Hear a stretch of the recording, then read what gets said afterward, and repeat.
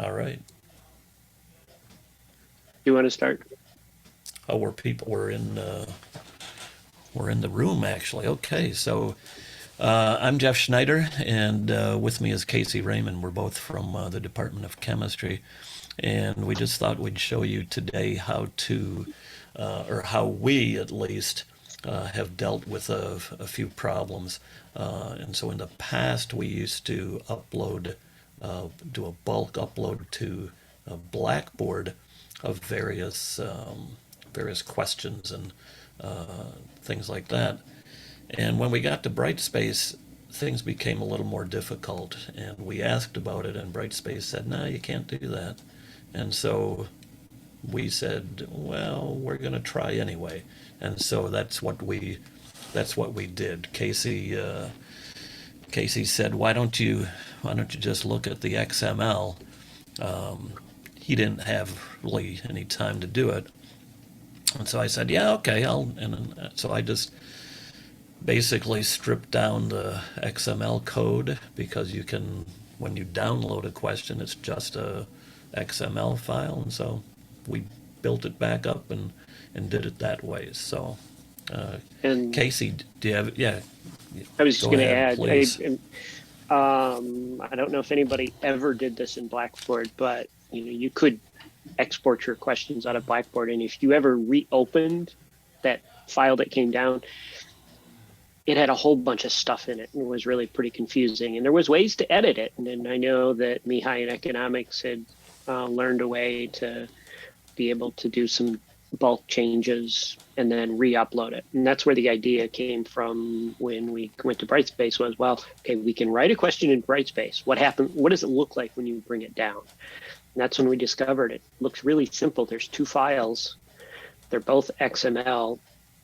And then that's where, as I say, Jeff started stripping out, and we've gone back and forth over the last 9 months or so, Yeah, refining and editing and adapting multiple types of questions and so forth that we can talk about. Do you want me to share the yeah, screen? please. Yeah, go ahead. I'm going to do my whole desktop in this case, but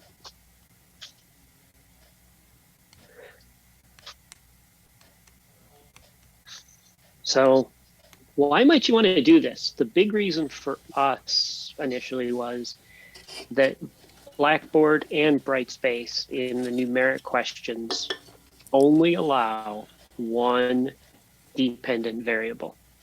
And so we have questions where we really need multiple dependent variables. And so we were stuck in Blackboard. We figured it out there. Now it was a matter of figuring it out here. We've been able to use our method to create a whole lot of additional randomness that isn't possible in Brightspace if you write it there. As Jeff refers to it, is we can control randomness of the variables based on the answers. In other words, we can work backwards. We want answers in this range, and so then you can figure out what all the variable values should be. And sure, you could do that within Brightspace, but you're probably going to have to go through a spreadsheet or something anyway.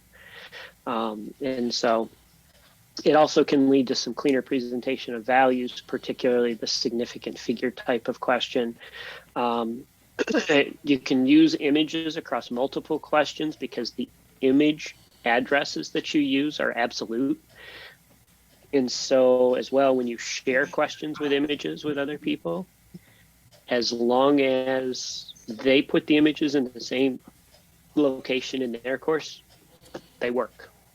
And this is kind of a subtlety, all of the questions end up in your question library.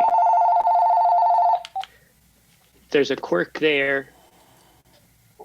If you write a question in a quiz, you create the question within the quiz, it doesn't end up in your question library, and so it's hard to reuse it in other quizzes.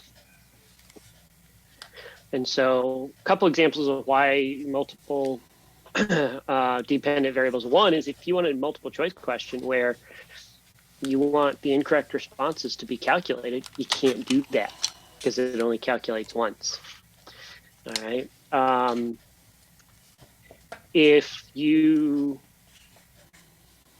have a whole bunch of data you want to give students, in this case, all of these cells that have a black background are dependent upon other things.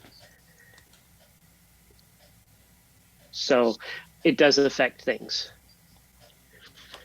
All right, so these are a couple of examples of why. All right.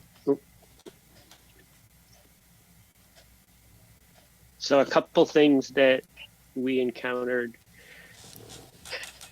It looks like there's about a limit of 600 questions. We've certainly done more in some cases, but Brightspace seems to not like larger question sets. I think it times out is what it does. It just doesn't really handle it well. And so we try to, or at least I try to limit the number of questions in a set to about 600. And I could certainly do less than that depending on the course, but that gives you a good bit of randomness. So. And if you, okay. Go ahead, Jeff. Go ahead. Okay, and then I was going to say and so when we do write these questions, we write these questions in Excel, and we tend to write them first using HTML, just because it's easiest, right? A lot of us, grew up, learning HTML. And so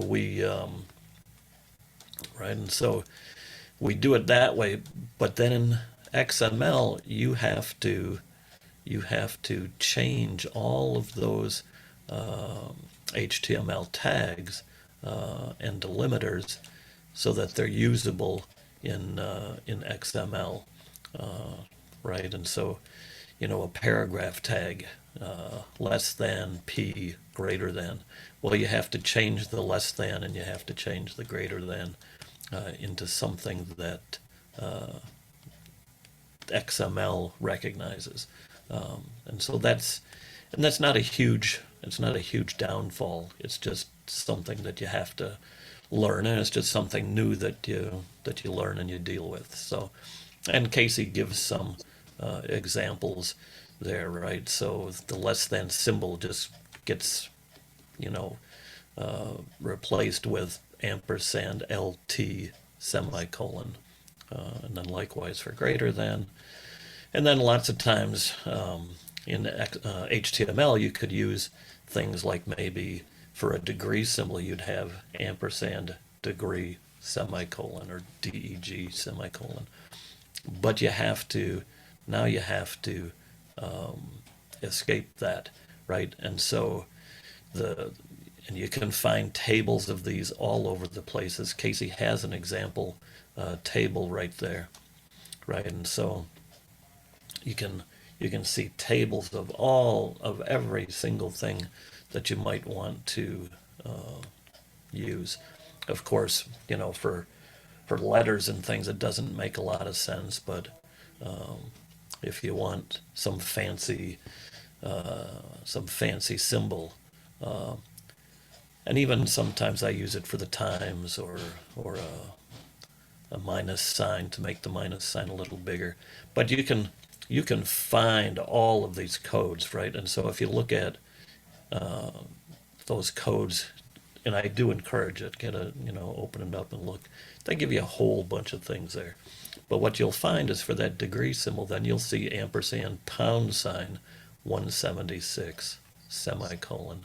And so you just go through and you can do a replace all or whatever. So, and it looks like Casey has put those links in the chat. So I'm assuming the chat, I'm hoping the chat gets recorded along with this talk. And if it doesn't, we can always send you those links. So yeah, we'll make sure email goes out with links and such. So are there disadvantages to doing what we do? Well,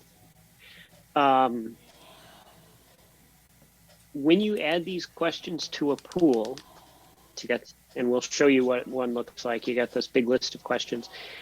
If you want to use those questions in a quiz and you don't want to use all 600, you have to individually pick which 20 you want to draw from. It was a little easier in Blackboard to pick smaller sets. In Brightspace, it's either all 600 in that set, in that pool, or none. In Blackboard, if you did this kind of thing, you could paginate your pool, right? And so I could maybe pick the first page of 50 questions out of 600, or if I paginated it to 200, I could pick the first page of 200 with just a click. In Brightspace, you can't do that. You have to choose all 600 or whatever size your pool is, or individually pick. So, in looking at your quiz results at the granular level by question, isn't as clean either in this situation, because question 1 has 600 possibilities. And when you do the analyze features for the quiz in Brightspace, you look at question 1 results and you will see all 600 questions given, whether a student tried it or not. And so there's a little disadvantage there. But for us, these disadvantages really outweigh the ability of being able to create the kinds of questions we want and to have a large set of questions so that when students do them, they're not getting the same values. And if they do them multiple times, they're getting different values every time they do it. So how does this work? Well, we'll summarize it in 4 steps. You have to create a text file that contains the XML code, and the title of that file for the simplest cases is question db.xml. It has to be that, yeah. I've just learned it doesn't. Oh. But that was this morning. I'm pretty sure. I haven't tested it yet. Hot that's off why I the say presses. the easiest. Hot off the presses. And then you put that in a folder. In the same folder, you put IMS manifest XML file. And honestly, that can be the exact same file for every set of questions you use. And we just copy it from one folder to the next. And then on a Mac, you compress it. You can zip it on a Windows machine. So you zip up that whole folder with those 2 files in it to make that zip file. And that's what you upload to your question library in Brightspace. That's all that's involved.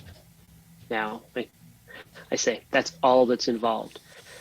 Creating this text file with the XML code, Jeff and I both do in Excel, and we approach it a little bit differently, but we end up at the same place. And so creating the variations for the XML file, the spreadsheets are a huge help. We're actually drawing on many of the things that I wrote up on how to do this for Blackboard. And so that's what this document is here, is a folder of things with how to create these types of questions. All right. And one of the things is when you get that XML file, it cannot have tabs separating things or commas or any other kinds of separators. And I'll show you an example. It basically needs to be one continuous line of text. And there's ways to do any edits you might need in BB Edit or Text Edit or Notepad. There's also an XML editor that we've made use of that's Subetha Edit, and that's where I'll show you a couple examples of these XML files. All right, so that's a summary of what we do. Here is an example of an XML file. This is one that was downloaded from Brightspace. So this is kind of where we started. And looking at all of these fields and trying to figure out, okay, what's needed? What does Brightspace update automatically when it gets uploaded? And how do we massage things to what we need? So that's where we started. I was hoping to grab one that was not formatted, but this is where we started. And so what we've done is created Excel spreadsheets that allow us to write our question. So my question would be right here in this row or in this cell, D20, and give it an answer value. And then everything gets grouped together right here that Brightspace will need. And then we just copy this information. Actually, I can do this, even though it's not complete. And so here is the start of XML of a question. It's not complete, but it's there. And you can see that this is not very readable. This particular editor will make it, won't make it pretty because I don't have it complete. So what this allows us to do is create questions, get all the XML together, and upload it. It allows you to set a title for the question if you want. If you don't put a title in the row, it just uses the question text, which I can show you. This template I have works for arithmetic questions. It works for significant figure questions, which are really scientific notation. Why they call them significant figures, we don't know. You can set your points. The question text is in the rows, the answers in the rows. You can put a question hint. Maybe it's universal across all of it. So students could see a question hint. Place you've got to have the answers again. Do you want the students to have a certain number of decimal places, or do you want to have a certain number of significant figures? Do you want to enforce that?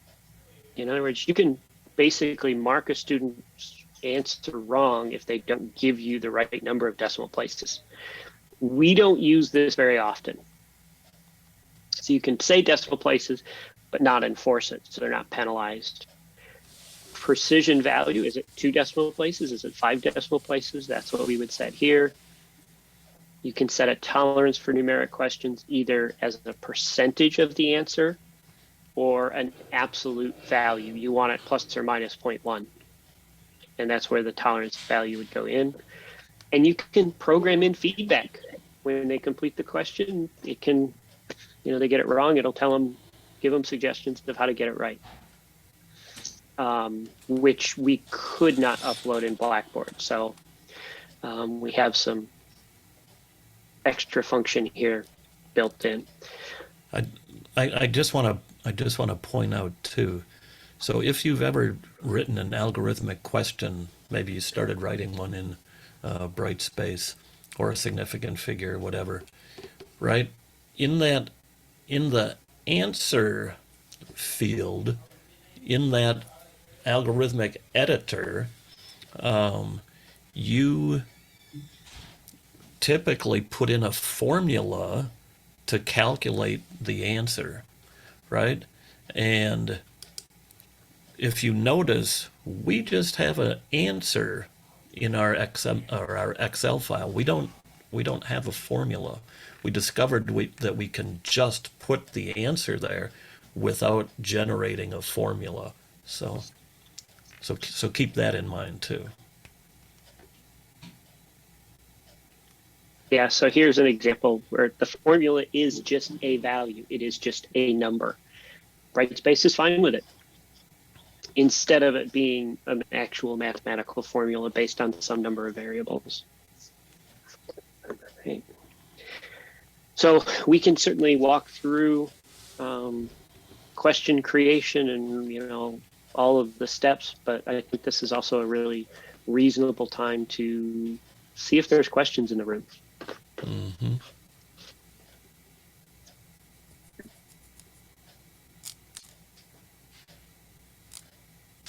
Oh, is everybody lost? I hope not. Oh, Or no, I don't know. I don't think is there any questions? Hi, Casey and Jeff. This is Eric Helquist. Could you just give me, verbally an example of one of your questions? What would the students be seeing that that generates all the code you're showing us. Yep. So let me do this. I'll just walk through this one real quick. I just pulled open one of my spreadsheets I used because for creating a question. And so over here in the far right part of the, Jeff, you might mute. Yes. Okay.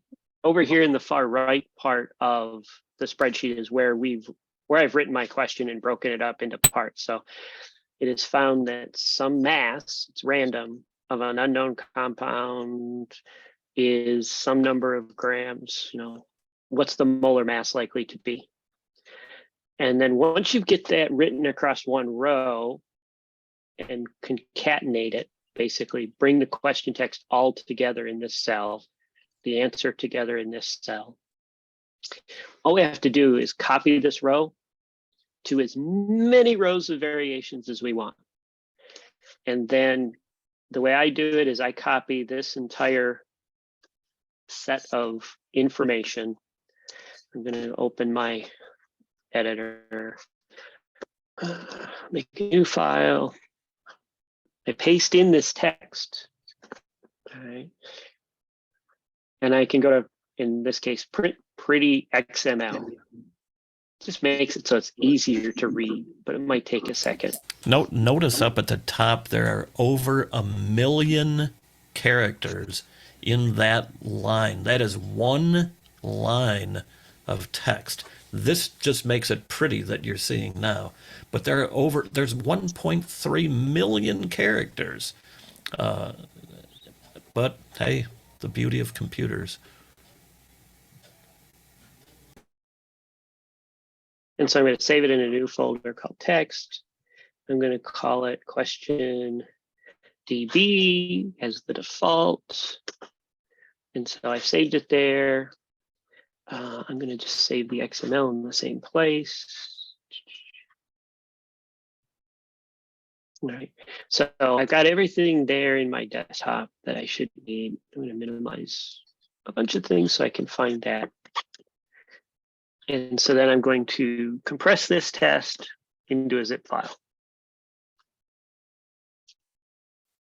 And I'm going to go into my course. I'm going to go to quizzes.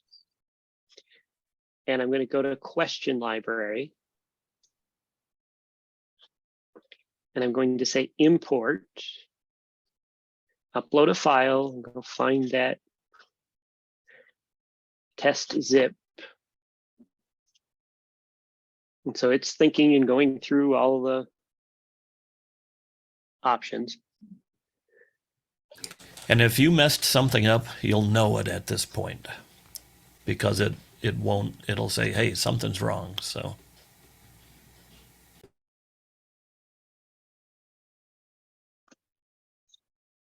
and so each of these files we upload or sets of questions go in as a section, which is really a folder of questions. So here now I have mass, moles to molar mass, molar weight. And so I can click on that and open it up. And I did not give these questions a title. So the question text is appearing as the title. And it's telling me it's a numeric or an arithmetic question, 2 + 2. Its default worth 2 points, difficulty 1. So there's my question.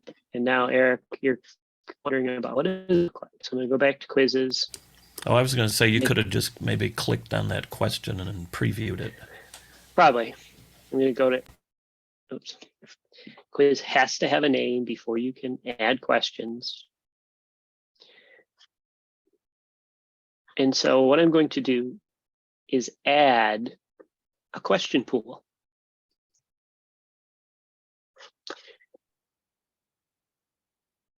Give the set a question or title. I'm going to pull one question from the set. Make it worth 2 points. I'm going to go browse my question library. And this is where we talked about the disadvantage of picking and choosing. Is if I click on this arrow to expand the list, it shows me all 600. There's no way to paginate it. And so I could just pick a few in this list, or I can click all of them. And I say import. And so now it's randomly going to pick one question from this 600. I say save. I'm gonna, once it's saved, pop back over to my quiz view and I'll show you the preview.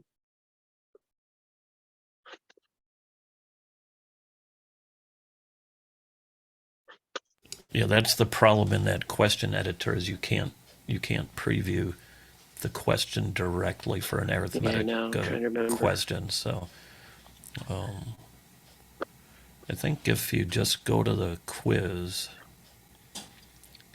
I think if you... There it is. Yeah, right there. From the pull down from the title. Start quiz. And so then, Eric, this is what they see. They see one version of the question. And then they can enter their answer here.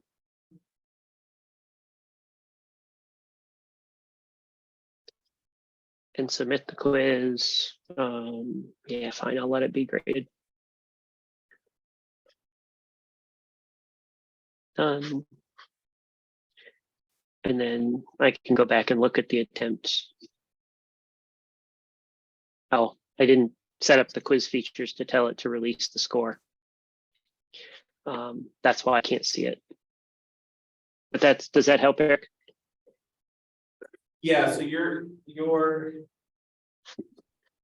tree dependent variables are changing for every student. So this is like to prevent sharing of answers. Is that sort of the thinking? So certainly part of it is sharing of answers. You know, and you know, in chemistry, especially Gen Chem, practice is really important. You know, they really have to practice doing the problems. And you tell them to go to the back of the textbook, end of the chapter, and do question 13. Well, they can do it once because it's always going to be the same numbers. But in this case, we have 600 different sets of numbers. They can keep doing this quiz as homework 50 times, and they're likely to always get a different set of numbers. Now, granted, a really savvy student would be able to create the spreadsheet, right? Put in the values given, there's my answer. But that just means that student really understands how to solve the problem. So it does help limit, you know, the potential for cheating because you've got all these possibilities. I will also tell you that if students decide they're going to upload any of these to Chegg or some other site, and we come across them, it's been possible to uniquely identify the student because every student is getting a different set of numbers. And so this is like 600 iterations of a single problem. Correct. And then, so then how many do you have, how many questions do you have in a quiz, or is the quiz always just, here's this single type of problem and try it repeatedly, here's different values you can work on? Well, so you can have as many question pools as you want, right? And so I might have, in a typical homework, I probably have maybe a total of 10 question pools, which means there's a total of 6,000, right, questions there, which means that makes the possibility of having maybe a kid gets the same question 3 at one time, but all the other questions are different, right? So there's just a massive amount of randomness, but you can make one question for your quiz, or you can make 100 questions for your quiz, right? And so I think as well, Eric, to kind of answer, you know, Jeff might put 8-10 questions on a homework assignment, and you know, he gives one homework assignment a week. I generally will give a couple homework assignments every week, kind of depending on whether it's a Monday, Wednesday, Friday, or Tuesday, Thursday. And I might only give 2 or 3 questions at a time on that homework because I'm giving them more often. And then Jeff and I both give quizzes over the weekend, sort of weekly quizzes, that might have, 2 to 6 to 10 questions. It just kind of varies on what the content is at that point. We let the students basically do the homework as many times as they want. And a lot of the time we use their highest score. So, students can really practice. And in fact, students could have 100% for their homework portion of their grade. And they either got that because they really understand it, or they worked through multiple versions of the homework to understand it. Quizzes, we tend to limit the number of attempts a little bit, at least I do, to get a little better measure of what they might know before they walk into a test.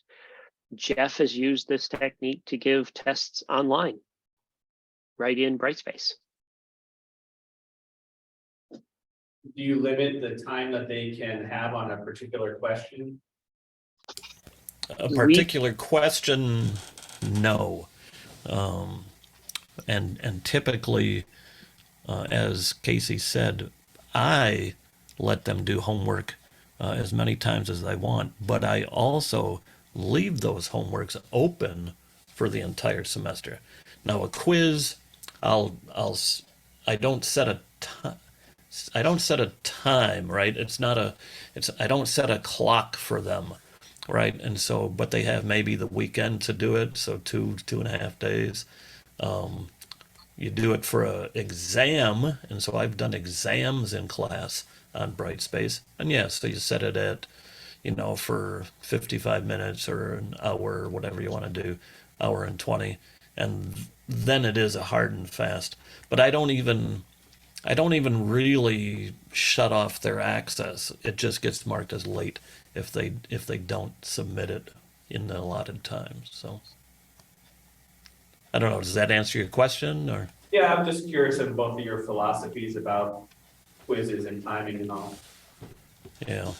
Yeah, I mean, I've basically taken the approach that the homework version, I want them to do it. I want them to practice. I usually put a due date, so I can get the results and see how folks are doing, and kind of then deal with any issues that show up in class next. Once the due date passes, then I make a copy of that homework assignment as practice. And the kids can do it as many times as they want through the end of the semester, but they can't improve their score. The quizzes, I generally open them on Friday, close them on Monday night. They get a couple attempts at it, not unlimited. So if they make a mistake the first time, they can go study and figure it out and try it again and get a better score. I'm still doing exams written on paper, but that's my philosophy with the homework, really, is giving them opportunities to practice and really learn how to do this, and not penalizing them for learning how to do the problems. So it's pretty low stakes. The homework is intended to be pretty low stakes. Yep, same.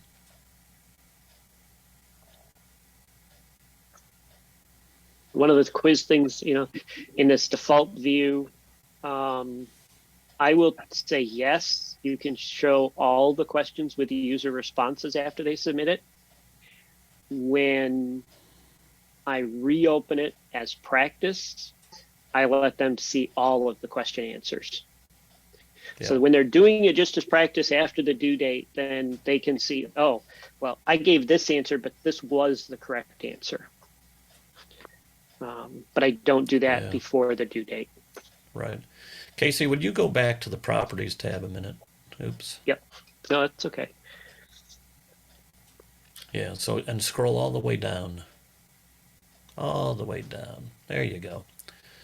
So I just want to, as long as we're here, I want to point out that checkbox there where it says disable email, instant messages, and alerts. You got to be careful with that.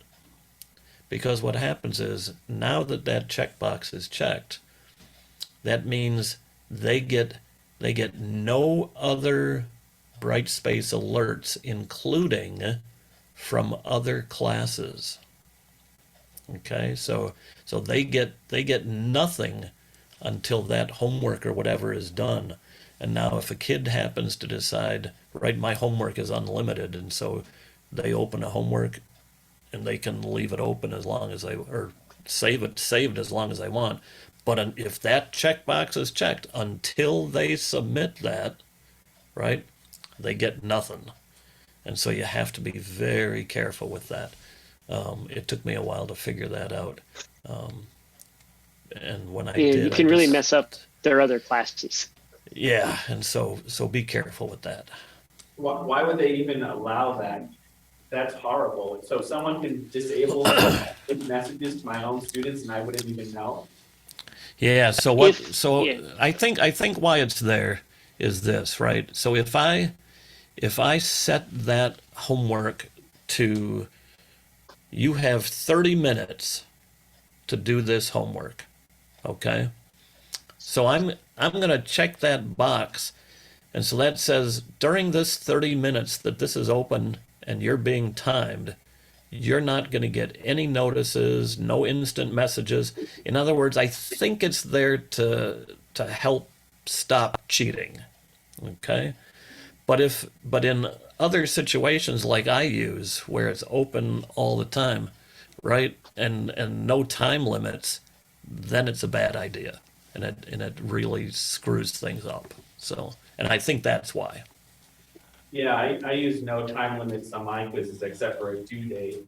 And so how in the world do you troubleshoot that when a student says they haven't heard from you or whatever? I mean, how can you Yeah. back to figure Well, out? the way, yeah, yeah, the way I troubleshooted it is, I looked and saw they were telling me what was happening, and I looked and said, "Huh, that thing is checked on," because I just automatically would check it because I thought it was a great idea, but I didn't realize how global it was.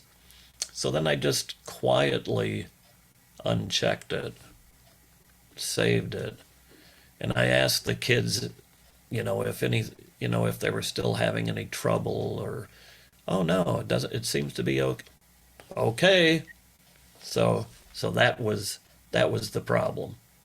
So I think, Eric, another way to answer your question as well, if you get students in your class that are saying, I didn't get any emails or messages from you about stuff, Right. I didn't see anything, they need to, the question to them will be, do you have any quizzes or homeworks, Brightspace quizzes open in other courses that might be disabling your email and instant messages? And they're like, well, I have a quiz open in such and such class, but I don't know about the email.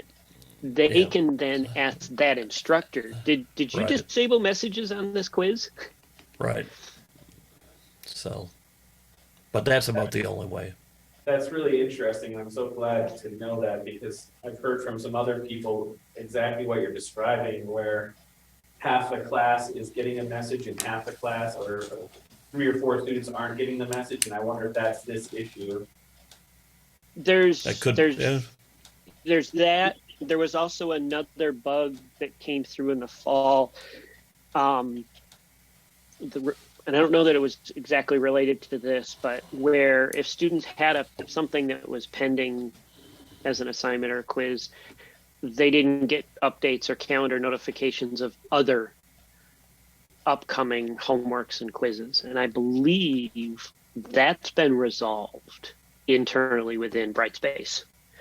But this is another reason or cause of that, potentially, where students aren't getting notification. Yep. So I think for us, the writing questions within Excel the way we do, because we've been doing it for 7 years, is really easy. But we recognize it takes practice and it takes time to get comfortable in how we do that. But it gives us that variation. Our big hurdle and what we wanted to share was the fact that you can get them uploaded even though D2L told us we couldn't. And we've told D2L that yes, we can, and we've been talking with them about what we do and how we do it.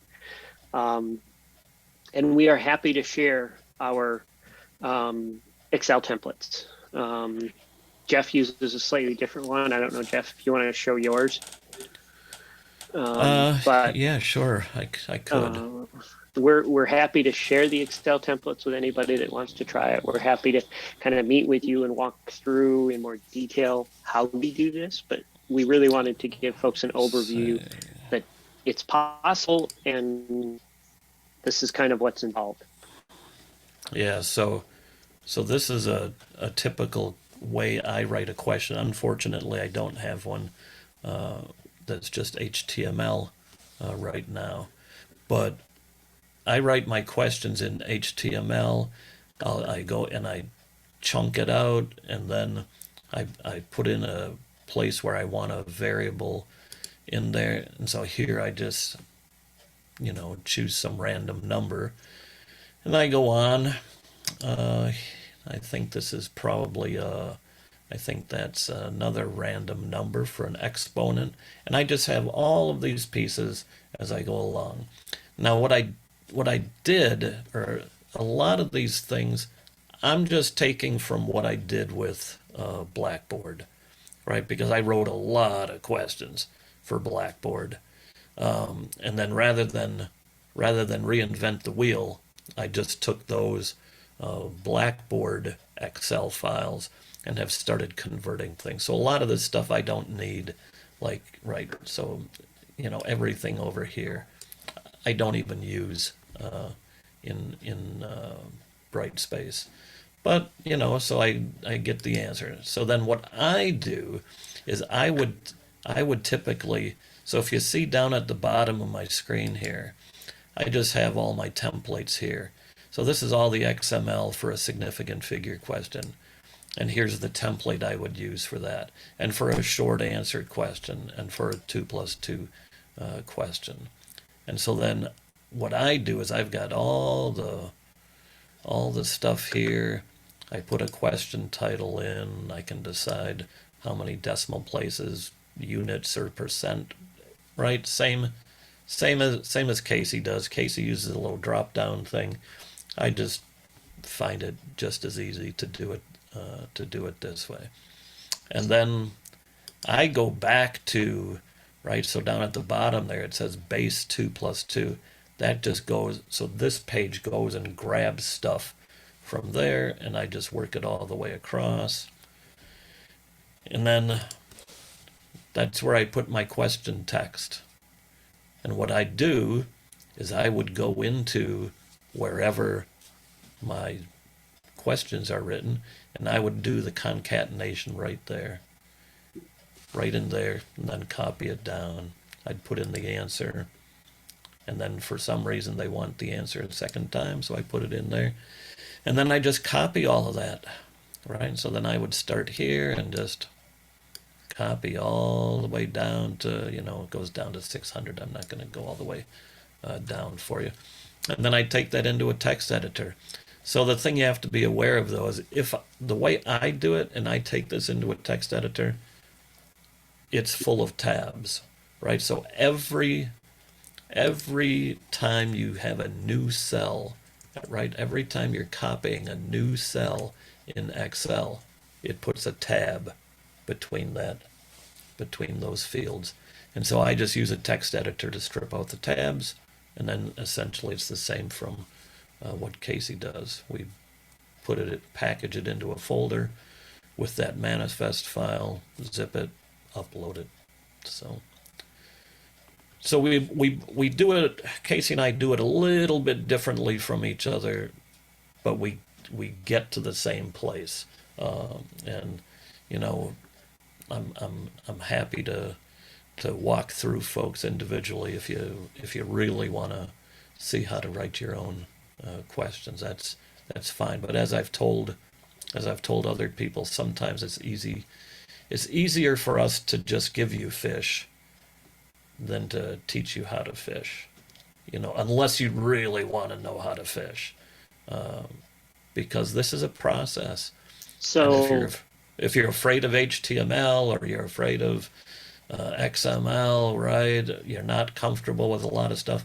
It's going to be tough, but it's a learning experience, and it's certainly been a learning experience for me, and I've enjoyed it, even though you can't see the blood stains on this shelf over here from me cracking my head on it repeatedly because something doesn't work. So, And kind of building on what Jeff just said, I mean, if you've got a question or two that you'd really like to have variables and set up, and you can share it with us, we can probably code it into this sheet and make it possible to upload pretty quickly now with our experiences. I put in the chat, I've created questions using the spreadsheet method that give students 50 data points that they have to then copy and put in their own spreadsheet and plot and find the best fit straight line and report the slope as their answer. Means I'm working out into column CJ or CX in a spreadsheet, but it's doable. Right, and those 50 data points that he generates all have random error associated with them, right? And so every student gets a different set of 50 data points, so that then and the R they'll have squared unique isn't 1. answers, and the R squared is not 1.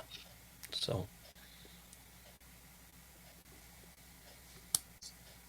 to continue with your fishing metaphor, I'll reveal my ignorance here.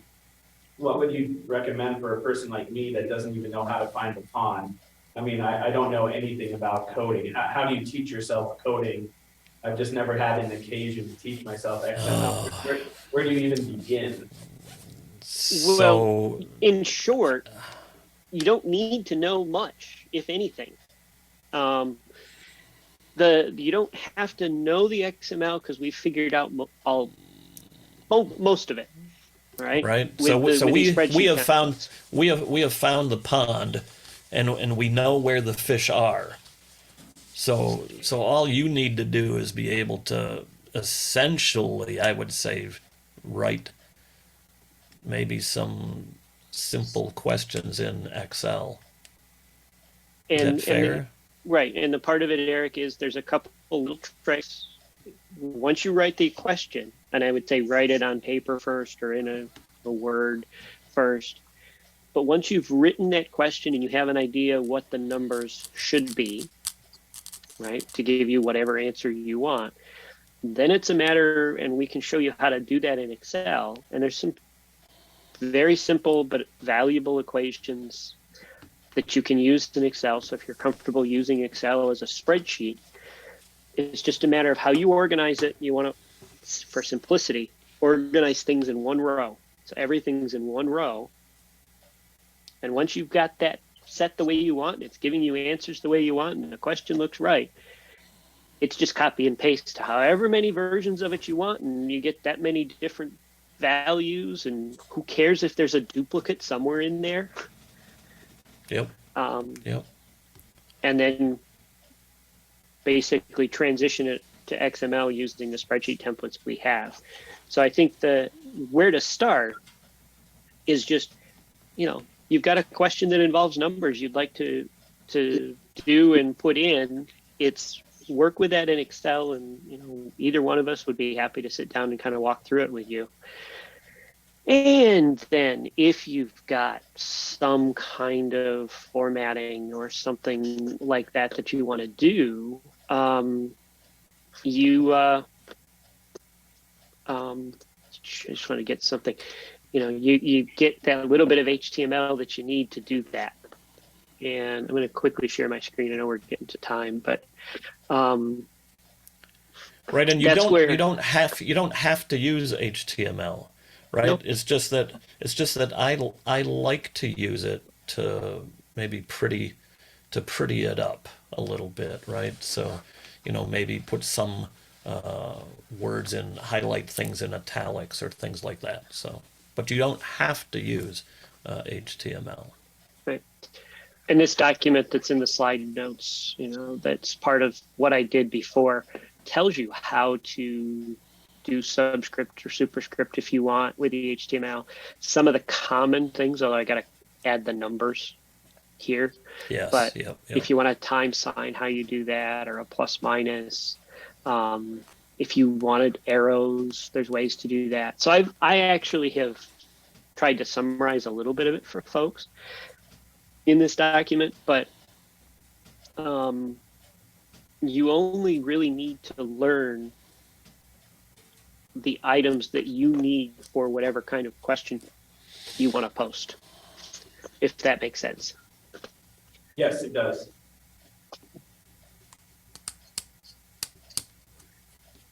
Anybody else? I think that's Yes, it no. from the room.